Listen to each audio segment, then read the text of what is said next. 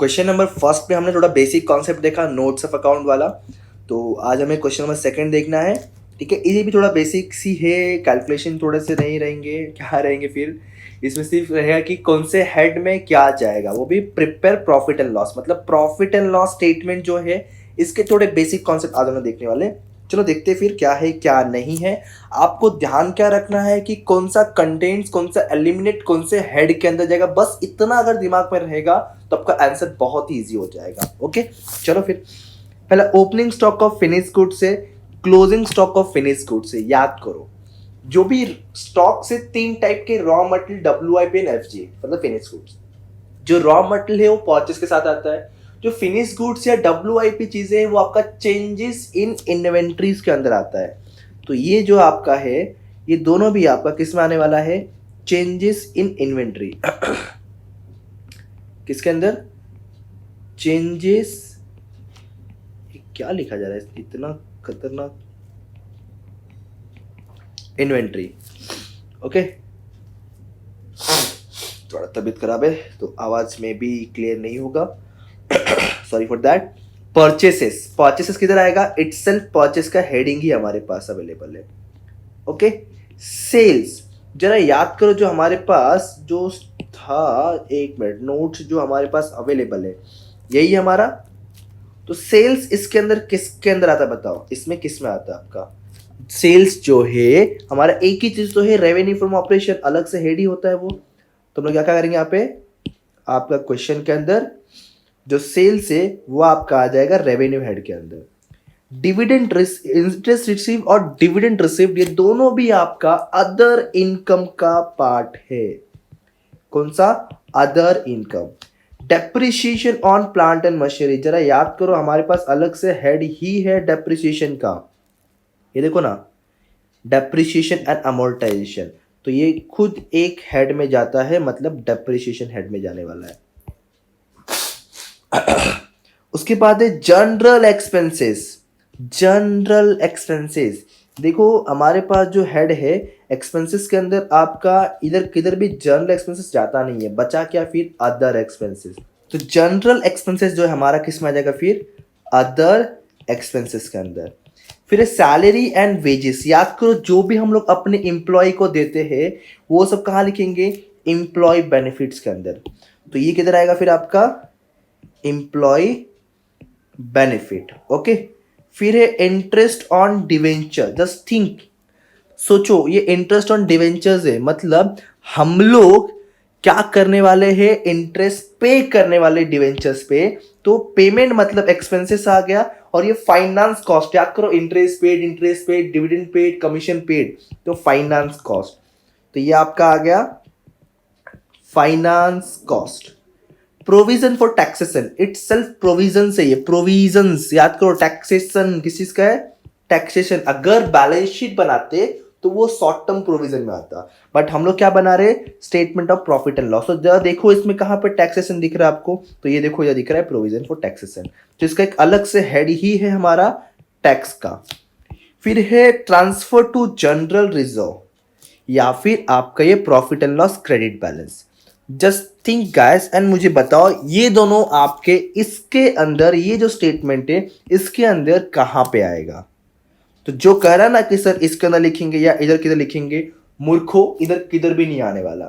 ये दोनों भी आपका रिजर्व्स एंड सरप्लस का पार्ट है, तो वो रिजर्व्स एंड सरप्लस के अंदर ही जाएगा। मतलब किधर, मैं बैलेंस शीट की बात कर रहा हूं, बैलेंस शीट नहीं बना रहे तो इसको इग्नोर करना था। दिया क्यों है, अरे आपको गुमराह करने के लिए, बट गुमराह होने का नहीं रे बाबा, ये गुमराह करने के लिए आपको दिया हुआ है।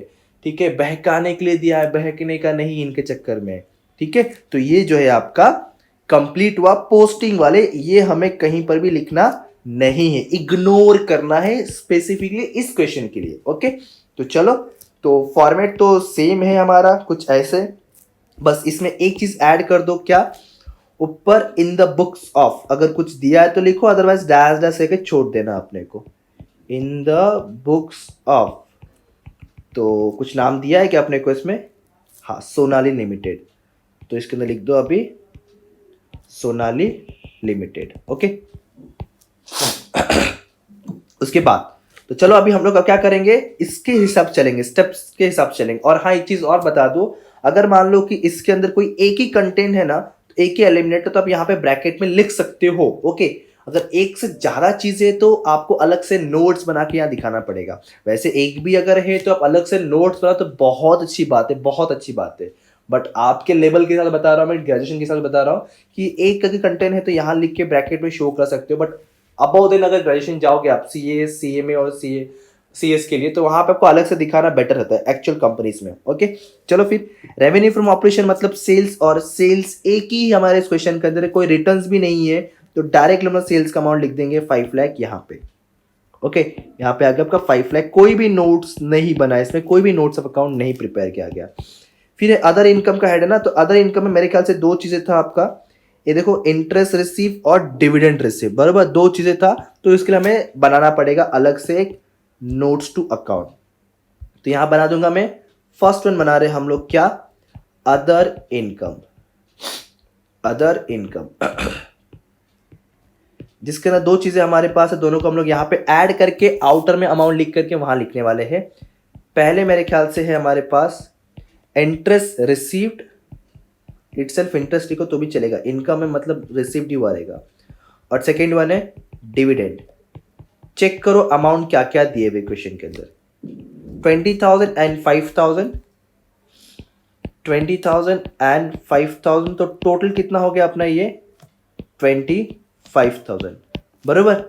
ये कितना हो गया 25,000, डबल अंडरलाइन करना भूलना नहीं। तो ये आ गया हमारा नोट्स 1 का ये पार्ट इधर, और ये आपको मिल गया टोटल 25,000। अब मुझे क्या करना है, इन दोनों को एडिशन करना है, बराबर ना, टोटल रेवेन्यू मिलेगा तब जाके अपने को। तो इनका एडिशन करने पे कितना मिलेगा आपको, 5,25,000, कितना 5,25,000। ये अपने को मिल गया ए पार्ट। ये क्या आ गया अपने को, नहीं जान दो, ठीक है, ए पार्ट, ये हमें A1 मिल गया। अब जाते एक्सपेंसेस के पास, तो पहले ही कॉस्ट ऑफ मटेरियल कंज्यूम्ड है परचेज। अगर मान लो इसमें था ना फॉर्मेट है पूरा, याद है क्या, ये देखो नोट्स अकाउंट के अंदर मैंने बताया था आपको, ये देखो ये वाला पार्ट, अगर इतने सारी चीजों से एक भी दो चीज रहेगा ना तो अलग से नोट्स बनाना पड़ेगा। बट अगर इस क्वेश्चन देखोगे तो इटसेल्फ परचेज है और कुछ भी नहीं है, रिटर्न्स तक नहीं है, तो इसको डायरेक्टली आप 1,75,000 यहाँ लिख सकते हो। समझ रहे हो क्या कर रहा हूं मैं, तो डायरेक्टली यहाँ पे आप वो 1,75,000 लिख सकते हो, ऑलरेडी परचेस यहाँ लिखा हुआ है। उसके बाद चेंजेस इन इन्वेंट्री, जिसमें याद है ना ओपनिंग माइनस क्लोजिंग करना होता है, तो मैं एक काम करता हूं, इसके लिए मैं बना ही लेता हूं अलग से नोट्स। ये क्या लिख लिया, ओ जाने दो, चलो सेकेंड बना रहा हूं मैं, changes in inventory, only finish goods का करना अपने को, ठीक है, चेंजेस इन इन्वेंट्रीज। तो इसका फॉर्मूला याद रखो हमेशा, वरना कंफ्यूजन होता है कभी कभी कि क्लोजिंग में से ओपनिंग करे कि ओपनिंग में से क्लोजिंग करे। तो हमेशा ओपनिंग में से क्लोजिंग करेंगे तब तो मालूम पड़ा है कि चेंजेस कितना आया, स्टार्टिंग में हमने कितना पढ़ा था, एंडिंग में कितना पढ़ा, तो एक्स्ट्रा कितना पड़ा, दैट कॉल्ड चेंजेस ना। तो यही आपका, तो ओपनिंग हमें दिया हुआ है 1,50,000 और क्लोजिंग जो है 30,000। चेक करो क्वेश्चन, देखो क्वेश्चन, ये आपको मिलेगा 1,20,000। सर आप भी बता दो क्वेश्चन, ये देखो ओपनिंग 1,50,000, क्लोजिंग 30, तो कितना आया अपने को, ये 1,20,000 पॉजिटिव आंसर है। ये हमारा सेकेंड वन है।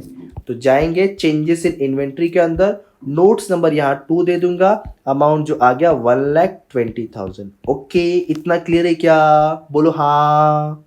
ओके चलो, उसके बाद एम्प्लॉय बेनिफिट में मेरे ख्याल से एक ही चीज था, वो एक्सपेंसेस कुछ तो था, हाँ एक सैलरी इन वेजेस, बस एक ही चीज है 50,000।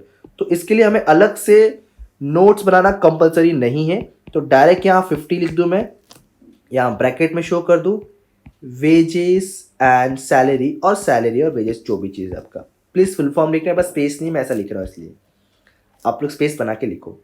फिर है फाइनेंस कॉस्ट, तो चेक करो फाइनेंस कॉस्ट में भी एक ही चीज था, इंटरेस्ट ऑन डिवेंचर था आई थिंक, हाँ ये देखो 5,000 इंटरेस्ट ऑन डिवेंचर, बस एक ही चीज है, तो इसको भी आप यहाँ पे डायरेक्ट लिख सकते हो 5,000, ब्रैकेट में लिख दो interest on debenture. Okay, interest on debenture.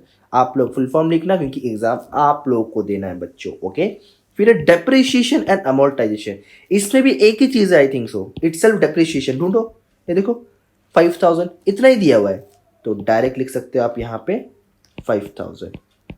Okay, चलो उसके बाद क्या, पहले हेड पे जाओ ना, अदर एक्सपेंसेस। क्या अदर वाले कुछ है क्या हमारे पास? टिक किया है क्या? ढूंढो, अदर अदर अदर अदर, ये तो अदर इनकम हो चुका है। हाँ ये देखो, ये देखो जनरल एक्सपेंस। क्या और अदर एक्सपेंसेस है क्या? नहीं, एक ही है, तो इसको भी डायरेक्ट लिख सकते हैं 10,000।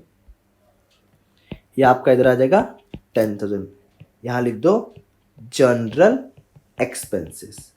ओके, तो टोटल एक्सपेंसेस भी हो गया।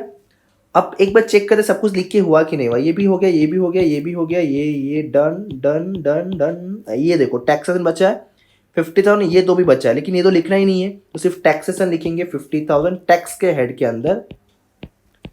अब हम जो है अपने सारे एक्सपेंसेस को पहले प्लस करेंगे। ओके, ओनली ये पार्ट एक्सपेंसेस का, तो जरा प्लीज ऐड करना कोई 175 120 55 है 10, ये 2 lakh 2 lakh 2 lakh 2 lakh 50 2 lakh 50 2 lakh 3 lakh 3 lakh 3 lakh 60 3 lakh 65 3 lakh 60 3 lakh 65,000 I think so आना चाहिए। चेक करो आप लोग, 3 लाख 65,000। अब क्या करोगे, ये जो मिला है हमें B1 मिला है, बी पार्ट। अब ये ए में से बी वाला माइनस करो तो आपको जो है मिल रहा होगा 1,60,000। करेक्ट ना? चेक करो ना, 525 में से 365 माइनस करो। अब 1,60,000 में से आप जब 50,000 टैक्स का अमाउंट माइनस करोगे, ये माइनस का फिगर ऐसा दो, ऐसा लिखो, ठीक है।